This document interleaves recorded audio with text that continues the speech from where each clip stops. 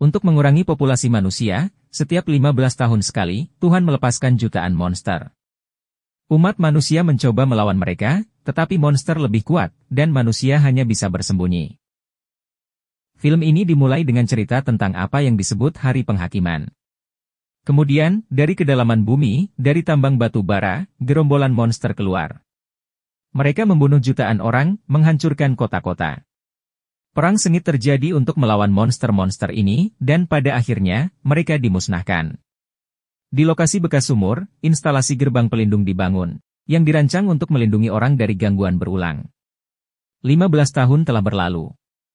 Dunia bisa sedikit pulih dari pengalaman pahit itu. Salah satu dari mereka yang cukup beruntung untuk bertahan hidup adalah Laura. Dia bekerja di sekolah, memiliki teman pria yang gigih tetapi tidak berhasil, Milton, yang secara berkala mengajak Laura kencan. Kemungkinan besar, alasannya adalah kebencian terhadap mantan suaminya yang bernama Dave. Dia tidak bersama Laura selama hari penghakiman, dan dia yang sedang hamil, harus bertahan hidup sendiri saat itu. Dave dan Laura memiliki seorang putra yang bernama Tyler, yang saat ini berusia 15 tahun. Dia menghilang sepanjang hari di skatepark bersama teman-temannya dan pacarnya, Maddie. Di waktu luangnya, dia bermain game komputer dan menjadi alat tawar-menawar dalam hubungan yang sulit antara ayah dan ibunya, yang putus segera setelah kelahirannya. Sementara itu, situasi semakin memanas. Gerhana semakin dekat, dan ini adalah salah satu pertanda kemungkinan invasi monster. Selain itu, aktivitas seismik telah meningkat, membuat personel kubah pelindung melakukan pemeriksaan darurat. Dan ada berita yang sangat mengganggu di berita. Kepunahan massal ikan terjadi di mana-mana, hal yang sama terjadi sehari sebelum hari penghakiman yang pertama. Migrasi adalah sinyal lain yang mengkhawatirkan, semuanya terulang kembali, seperti yang terjadi 15 tahun yang lalu. Saat itu, Tyler menghabiskan akhir pekan di rumah ayahnya. Ketika telepon berdering, Dave menerima telepon dari teman lamanya yang bernama Ted. Dia yakin bahwa hari kiamat baru akan terjadi besok. Dia bersikeras agar Dave segera membawa keluarganya, dan datang ke tempat penampungannya sebelum gerhana. Sementara itu, monster pertama muncul di bawah kubah pelindung, diam-diam menyelinap menaiki tangga. Pada saat ini, Laura menelepon Dave. Dia juga telah melihat berita dan meminta Dave untuk membawa Tyler pulang. Milton telah memesan tempat berlindung, dan dia yakin hanya itu yang bisa menyelamatkan mereka. Dave meyakinkannya bahwa dia adalah ayahnya dan Tyler aman bersamanya. Tyler menerima sebuah pesan, membacanya, dan diam-diam meninggalkan rumah saat ayahnya sedang menelepon. Laura panik, mengatakan jika rumah Dave tidak aman dan dia harus segera membawa Tyler kepadanya. Dave pun akhirnya setuju, dia pergi ke kamar Tyler, tapi ternyata anaknya tidak ada di sana. Milton bergegas memanggil Laura, mengatakan tempat penampungan sudah penuh, dan mereka harus bergegas. Laura pun menjelaskan bahwa dia tidak dapat menemukan Tyler. Milton menggunakan nomor teleponnya untuk menemukannya di skatepark. Ternyata Tyler ada di sana bersama Maddie. Saat itu Maddie sangat sedih, orang tuanya pergi dia ditinggal sendirian. Dia sangat takut dan meminta Tyler untuk tidak meninggalkannya. Tyler berjanji bahwa dia tidak akan pernah melakukan apa yang ayahnya lakukan, dia tidak akan meninggalkan Maddie sendirian. Tiba-tiba, teriakan burung terdengar, kawanan besar burung terbang ke satu arah. Orang-orang di taman berlarian dengan panik. Semua orang meninggalkan kota, Dave pergi ke taman untuk mencari Tyler. Dia terjebak dalam kemacetan lalu lintas dan berlari mencari putranya, meninggalkan mobilnya. Pada saat ini, di bawah kubah, seorang pekerja memeriksa instrumen. Ada suara gemerisik, suara-suara aneh yang terdengar. Seekor monster muncul, bergegas dan mencabik-cabik pekerja itu. Para prajurit yang berdiri di dekatnya menembaknya, tetapi tidak berhasil, peluru biasa tidak bisa melukainya. Tyler dan Maddie melihat dengan ngeri kepanikan yang terjadi. Dave datang dan berlari, dan Tyler menjelaskan kepada ayahnya bahwa Maddie tidak punya tempat untuk pergi, dan dia tidak bisa meninggalkannya. Laura mengendarai mobil bersama Milton dan membawa semua orang ke tempat penampungan yang sudah dipesan. Hanya ada lebih dari 1 jam tersisa sebelum gerhana. Ada kekacauan total di kota, di mana orang-orang mencoba melarikan diri, membuat kemacetan lalu lintas di mana-mana.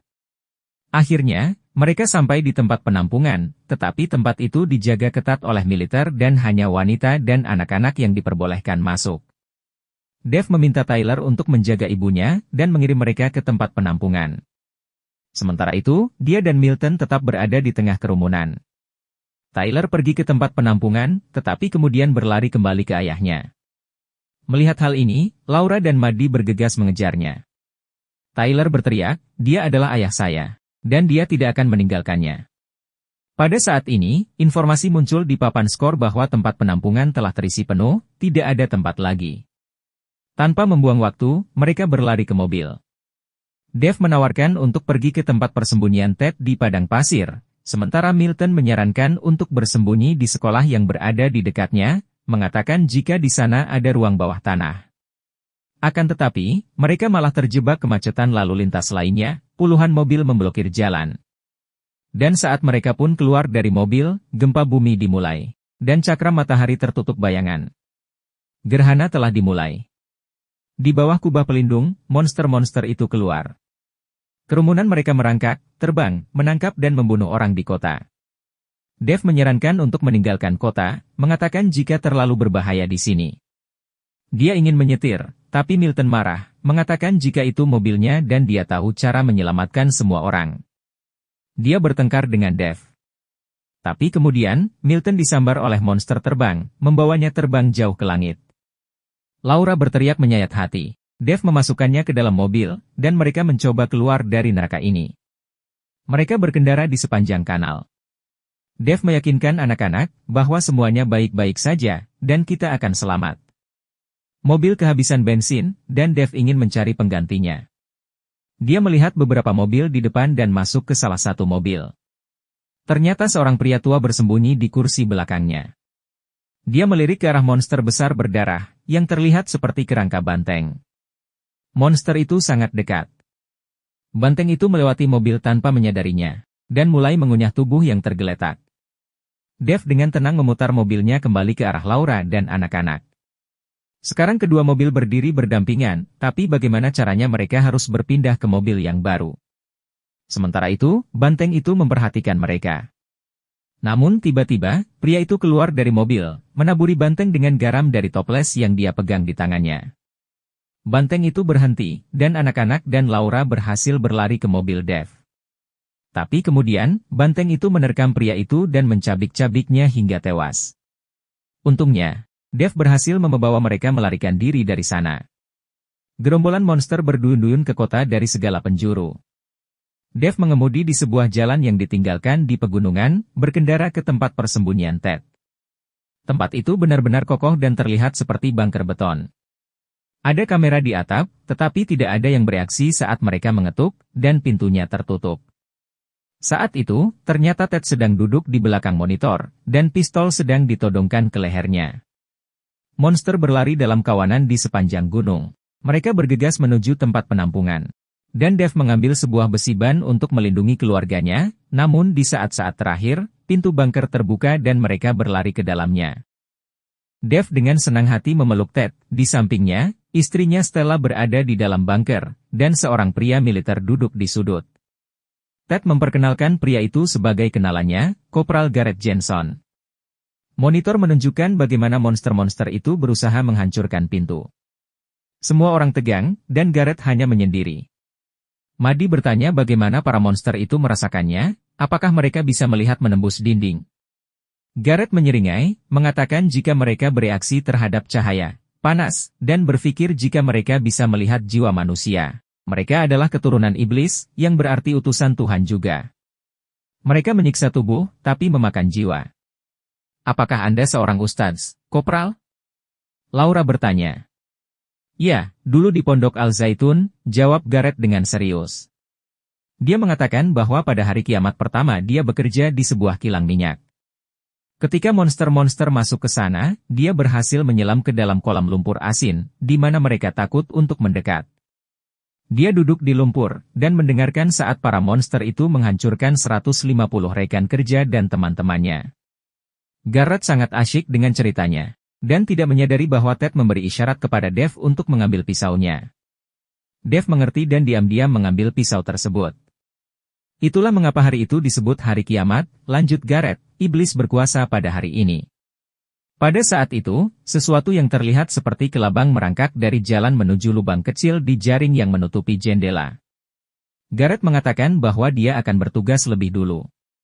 Ted mengundang mereka untuk tinggal juga dan menatap Dave dengan penuh arti. Namun kemudian Garrett mengeluarkan pistol dari sarungnya, memaksa Dave untuk meletakkan pisaunya. Garrett menjelaskan bahwa dia mencoba bersembunyi dan menemukan tempat persembunyian ini. Stella yang baik hati mengizinkannya masuk, meskipun Ted menentangnya. Dia selamat saat tragedi penghakiman yang pertama, dan akan selamat juga sekarang, tidak peduli apapun resikonya. Tiba-tiba, Tyler melompat ke arah Garrett, dia mencoba mengambil pistol itu darinya. Akan tetapi, Garrett berhasil melemparkannya. Melihat situasi menjadi kacau, Dave mencoba menenangkan sang kopral. Pada saat itu, monster seperti kelabang tiba-tiba muncul dari dinding ke arah Stella, dan langsung mencengkramnya. Ted merobeknya dari leher istrinya dan menuangkan garam ke atasnya. Memanfaatkan kekacauan ini, Dave mengambil pistol dari Garrett dan menembaknya. Mereka mengikat Garrett, mencoba menghentikan pendarahan Stella. Kemudian Dave melihat bantuan datang untuk para monster, yaitu seekor banteng besar. Dia menyadari jika bunker ini tidak akan bertahan lama, dan mereka harus keluar dari sini. Banteng itu mencoba menendang pintu. Ted tidak ingin keluar. Dia mengatakan bahwa istrinya tidak akan bertahan hidup di luar.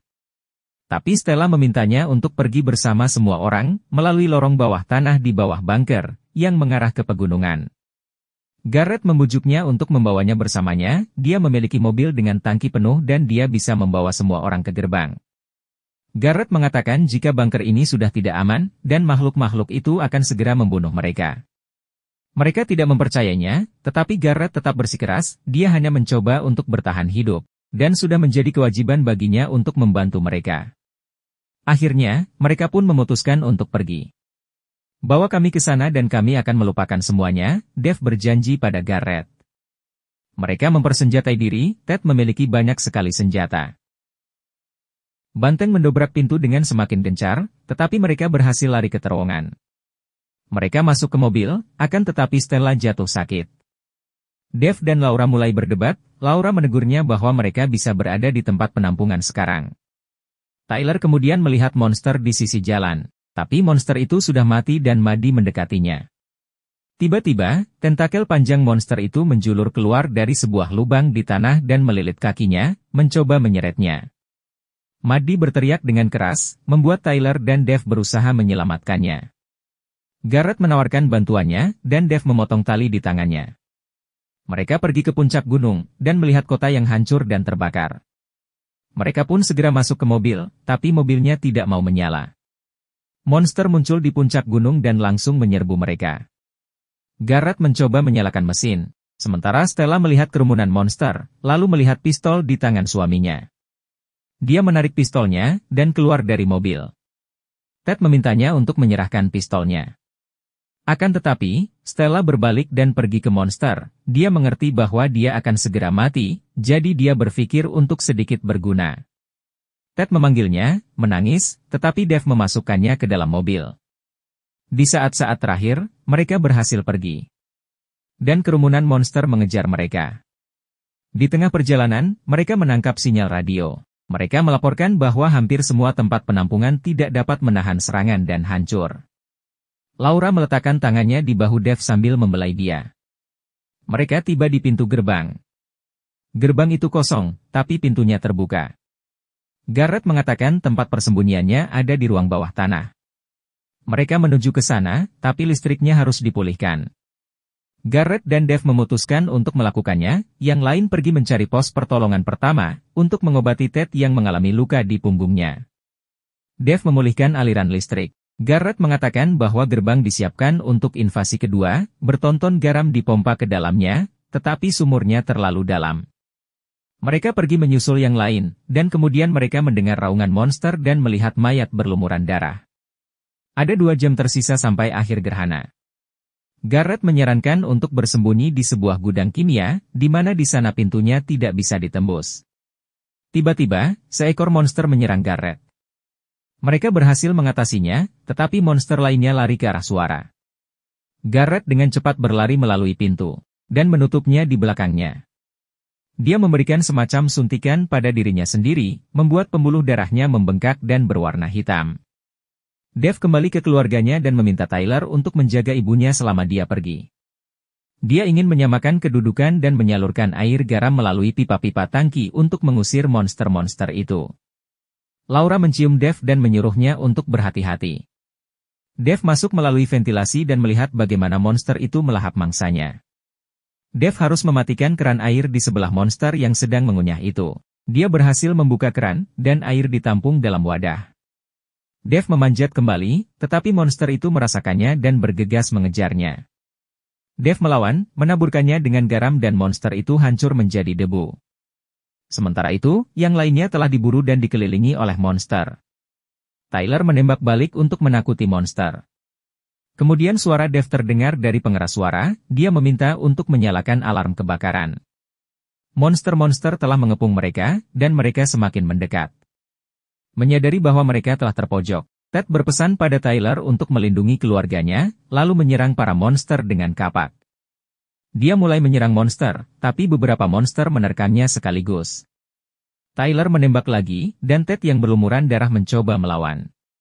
Namun naasnya, Tyler kehabisan amunisi. Dia kemudian menyalakan alarm kebakaran, membuat semburan air garam menghantam dari semua sisi. Air jatuh tepat di atas para monster, membuat mereka hancur menjadi debu berdarah, menjerit kesakitan. Mereka selamat, tapi Ted yang pemberani telah mati. Akhirnya, gerhana pun berakhir. Semua monster kembali melalui gerbang. Anak-anak bersama Laura berlari ke suatu tempat, di mana Garrett berdiri di sana dengan pistol. Dia kemudian menembak Tyler. Dia mengatakan jika ini bukan dunia kita lagi.